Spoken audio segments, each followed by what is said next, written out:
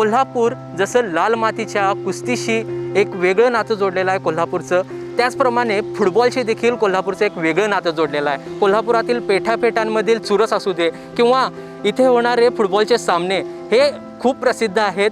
येथील युवकांमध्ये ही फुटबॉलची एक वेगळी क्रेज आहे. कोल्हापूरच्या फुटबॉलचं नावलौकिक हे जगभरात पोहोचलेलं आहे, कारण कोल्हापूरच्याच अनिकेत जाधवने अंडर-17 फिफा वर्ल्ड कपमध्ये भारताचं नेतृत्व देखील केलेलं आहे. अशाच एका फुटबॉलपटूने कोल्हापुरातून आता जागतिक विक्रम केलेला आहे आणि स्वतःच्या नावाची नोंद ही गिनीज बुक ऑफ वर्ल्ड रेकॉर्डमध्ये केलेली आहे.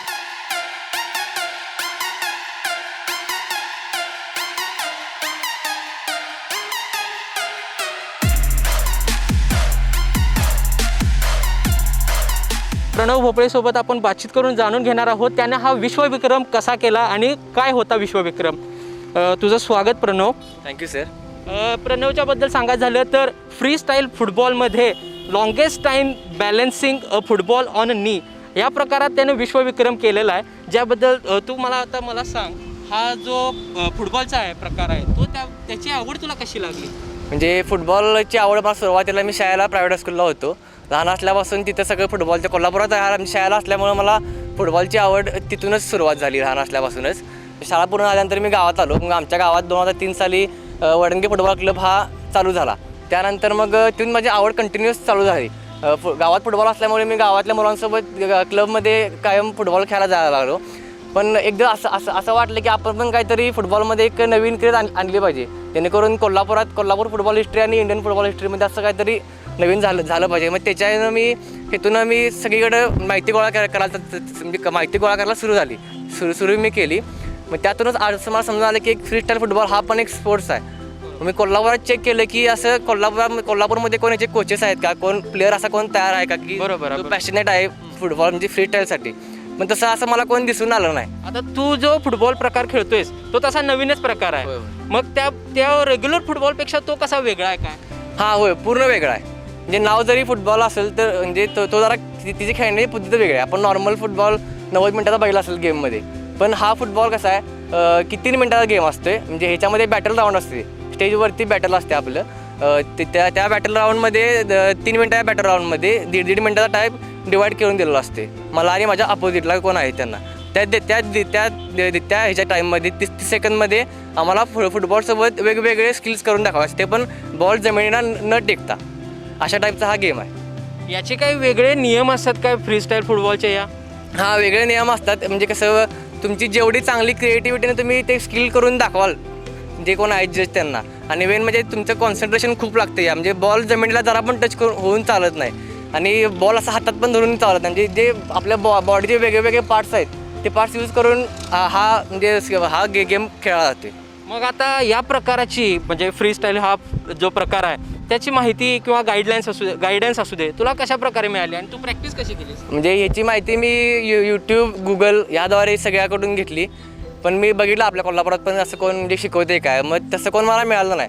मग मी काय केलं, यूट्यूबवरती सगळे व्हिडिओज म्हणजे कशा पद्धतीने हा खेळ खेळला जातो आहे ह्याची मी माहिती गोळा करून सगळे ट्युटोरियल्स घेतले आणि त्याची सुरुवात मी 2 वर्ष झालं करते. त्यातूनच मग ठरवलं की गिनीज बुकची पण तयारी मग गेली 2 वर्ष चालूच होती माझी.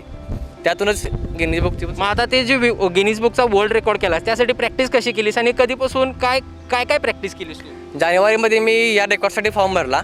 फॉर्म भरल्यानंतर मग मी हळूहळू म्हणजे थोडी प्रॅक्टिस सुरू केली. म्हणजे पहिल्यांदा मी म्हणजे माहिती गोळा केली की ह्या रेकॉर्डसाठी आपल्याला कोणत्या गोष्टीची गरज आहे. मग फिटनेससाठी म्हणजे पॉवर पण लागत होती, स्ट्रेंथ, परत बॅलन्सिंग, परत कॉन्सन्ट्रेशन या गोष्टीवरती मी काम करायला सुरुवात केली. मग स्टार्टिंगला कसं झालं, गेले 5 वर्ष झालं मी स्वतःचा वर्कआउट, माझा डाएट प्लॅन हा स्वतः मी करते. म्हणजे मला म्हणजे सगळं मी यूट्यूबवरून हे सगळं शिकत होतो.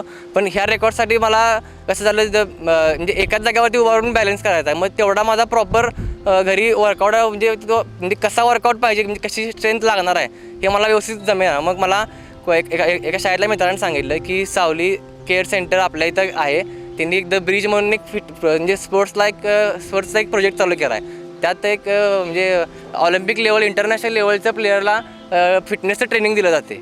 तिथून माझी पूर्ण फिटनेसची तयारी त्यांनी 2 महिन्यात करून घेतली. मग आता तू जो हा रेकॉर्ड केला आहेस तो 15 ऑगस्टला आता नुकताच केलेला आहेस, मग हाच दिवस का निवडलास तू 15 ऑगस्टचा? म्हणजे माझी तयारी पण चांगली होत होती आणि 15 ऑगस्ट हा एक म्हणजे देशासाठी एक अभिमानाची गोष्ट आहे. मग मला वाटलं की आपण पण देशासाठी काहीतरी नवीन करायला लागलो म्हणजे सुरुवात आपण ह्या दिवसापासूनच सुरू करूया. मग त्या दिवशी त्यामुळे मी माझा रेकॉर्ड करायचा असं मी ठरवलं त्या दिवशी. म्हणजे याच्या आधी या प्रकारात कोणी रेकॉर्ड केलं आहे का? हां, मुंबईमधल्या मुलांनी केला आहे, मुंबईमध्ये केला आहे, परत पुण्यामधल्या मुलांनी केला आहे. ओके. आणि तू कोणाचा रेकॉर्ड ब्रेक केलास काय? मी आता रेकॉर्ड हा ब्रेक केला आहे तो बांगलादेशमधला मुलगा आहे कोनक कर्माकर. त्यानं 15 ऑगस्ट 2019 साली हाच रेकॉर्ड 4 मिनिट 6 सेकंदांनी केला होता आणि मीच तोच रेकॉर्ड 15 ऑगस्ट 2020 साली 4 मिनिट 27 सेकंदांनी ब्रेक केला. ओके. मग आता तू जी ह्या रेकॉर्ड ब्रेक करण्याची आता जी प्रोसेस होती ती कशी होती काय? ते गिनीज बुकवाले जे आलेले ते प्रॅक्टिस बघायला तुझी किंवा गिनीज बुकचा वर्ल्ड रेकॉर्ड तू त्यांच्यासमोर केलास, कशी प्रोसेस होती काय? प्रोसेस म्हणजे कशी पहिल्यांदा मी याचा फॉर्म भरला. फॉर्म भरल्यानंतर 3 महिन्यात हा फॉर्म त्यांनी ॲक्सेप्ट केला. म्हणजे ते कसं फॉर्म भरल्यानंतर त्यांचा ॲक्सेप्ट किंवा रिजेक्ट असा मेल येतो आहे. मग त्यांचा ॲक्सेप्ट म्हणून मला मेल आला. मग त्यामुळे त्यांच्या मला गाईडलाईन त्यांनी मला दिल्या. त्यांनी नियमाटी मला सांगितलं की हे रेकॉर्ड कसं तुम्ही अटेम्प्ट करायचं आणि अटेम्प्ट केल्यानंतर कोणते डॉक्युमेंट्स तुम्ही याला जोडून पाठवायचे. मग त्या पद्धतीनं मी सगळी तयारी चालू ठेवली.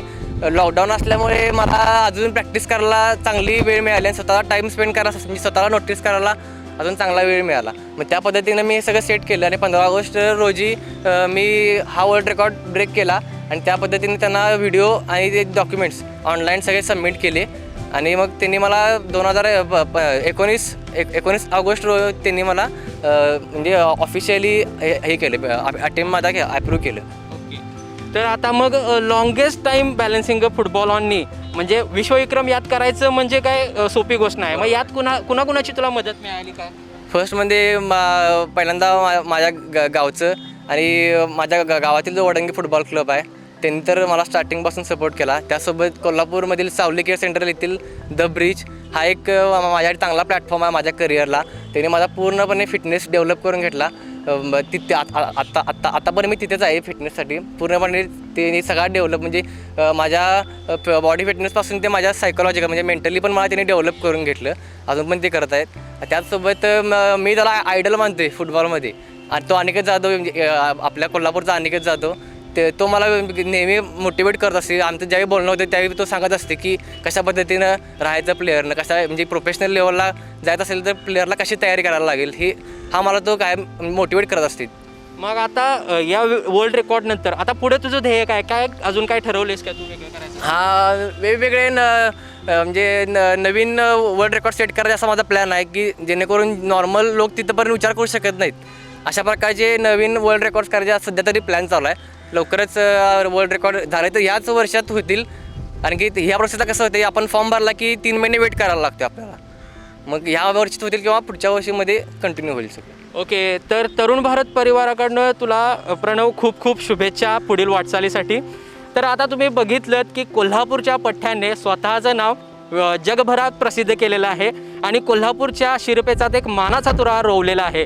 कॅमेरामॅन सूरज पाटील सोबत साईप्रसाद महेंद्रकर, तरुण भारत न्यूज.